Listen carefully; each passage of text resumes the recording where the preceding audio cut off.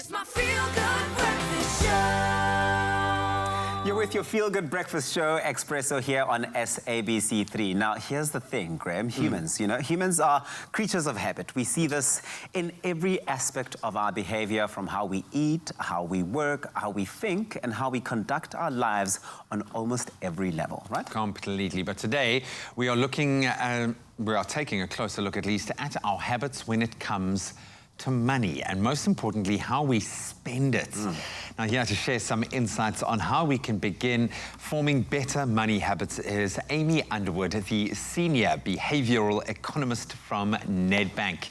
Can she work her magic and change our behavior? We hope so. Amy, a very good morning. How are you? I'm good, and yourself? Very good, So thanks. good, Very thank good. you. Amy, you spend a lot of time working around behavioral studies, but let's talk about habits for a bit here. What are habits and how are they formed? So habits are essentially our brains trying to make our lives easier for us. So they're taking anything we do on a repeated basis and automating it, which when it's a good habit or a useful habit is great. So when we're learning to drive, in the beginning it's really, really difficult. But as your brain picks up how it works and automates it and makes it a habit, it makes it really, really easy. And that makes our lives really, really easy when those habits are good. The trick to a habit, though, is that it's set up of a structure. So it starts with what's often called a cue or a trigger. So something in the context or environment that tells your brain it's time to put that habit into play. And so you get in the car, it turns on your habit of driving. You look at a book, it turns on your habit of reading. So these contextual triggers or cues are a critical part of a habit. And once that trigger kicks in, then the habit itself just runs. But it is our brain trying to make our lives easy. But when it's a bad habit, that can be a problem. So let's talk about one of those bad habits when it comes to money. Why is it so difficult to change our money habits? So there's two aspects to that. So the one is what I was talking about in terms of the structure of the habit itself, which is that it's really there to make our lives easy, and every time we repeat it, it becomes stronger. And as much as 43% of our behavior every day is a habit. And this explains a little bit why at the beginning of the lockdown, people often complained of feeling really tired. And one of the reasons for that is all the triggers were cleared out of your environment, so you couldn't rely on your habits anymore. So suddenly your brain had to pay attention to 100% of your day instead of 57% of your day. And so that gives you a sense of the power of habits, and that's part of what makes them so hard to change. The second thing that makes them hard to change is that we attack them with the wrong artillery. So we try to change habits with willpower, with saying to ourselves, we can do this. And what that does is it's fighting the wrong battle, because we know that habits and the power of your habit has nothing to do with your personality or your values or how good you are. So you're literally bringing the wrong arsenal to the battle by fighting with willpower. And then you create a secondary habit of beating yourself up every time you don't break the habit. And so all of that makes habits really difficult to change, where the trick to changing a money habit or any habit is to focus on the trigger. What we've seen in recent times, Amy, is that people are prone to have emotional responses during times of heightened uncertainty. And the question then is, as a bank, what have been some of the biggest shift in clients' behavior as a result of COVID-19? So it's a sort of a strange thing. So obviously it's a very difficult time out there, but what we have seen for people who've maintained their incomes is there's actually been really positive shifts in behavior. People have been able to drop their spending, they've been able to increase their saving, they're switching from relying on short-term debt to using more long-term forms of debt, which are better for them over the long term.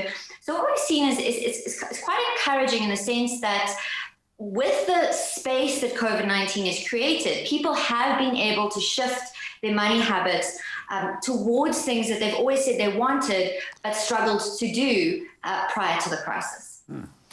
I mean, there has also been a lot of uncertainty, and you mentioned a critical thing there, those that have been able to maintain their income. And I think at times like this, a lot of people have also been highly motivated by fear, and especially fear for survival. The fight or flight has kicked in a big way. But on the flip side of that, can the current reality be leveraged to shift people's behavior in a positive way? Can we use this to create better triggers, if you will?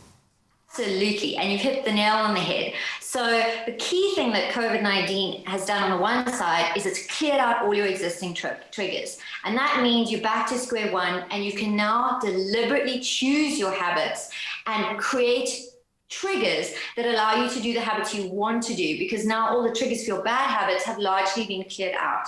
The second thing that you mentioned around fear is also really powerful. So one of the kind of casual terms for it is what we call an amygdala hijack.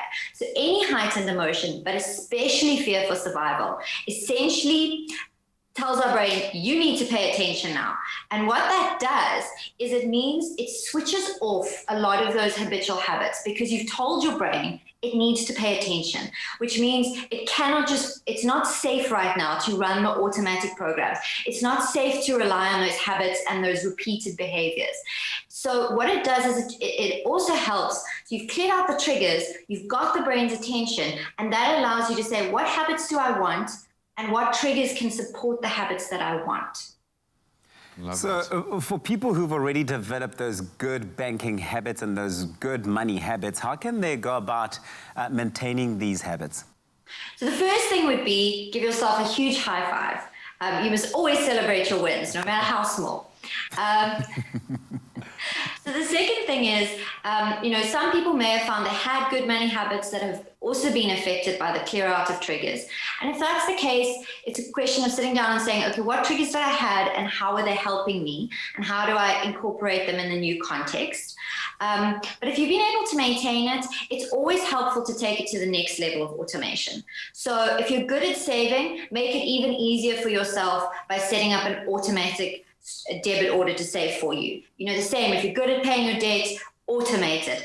If you're good at spending control, you can use something like at NEDBANK, we have the Avo app, where you can automate your grocery shopping. So again, you're not constantly having to go into the store and deal with temptation, or if you're hungry, you overspend. So all these little steps that can automate your habits just make them stronger and stronger. So you're basically taking the automation that you've already got in your head and putting it in the external world, which just gives you more power and also frees up space for you to focus on the other parts of your life, where you want to build strong habits. But absolutely always celebrate the wins. Every time you follow through on a good habit, just tell yourself you're awesome and give yourself a big pat on the back. I love it. I'm giving my amygdala a high five as we speak. I'm saying well done.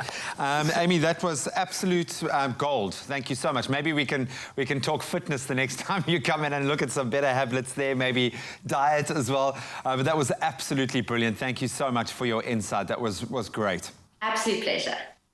That was Amy Underwood. Of course, she works in the space of behavior with NEDBANK. And we'd love to hear from you. So please do reach out to us on our Facebook page, Expresso Morning Show, SABC3, and our Twitter pages. Let us know if your money habits have changed for the better or for the worse during lockdown.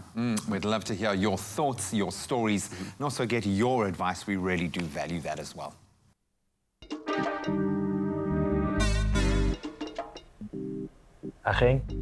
So I'm chatting to Umalume Musa here. He's owned a small clothing factory for years now, and he's always inspired me with his success. But like a lot of businesses, this lockdown's hit him hard.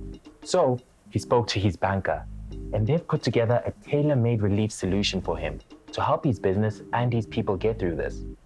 Making your bank your business partner, that's a habit worth keeping.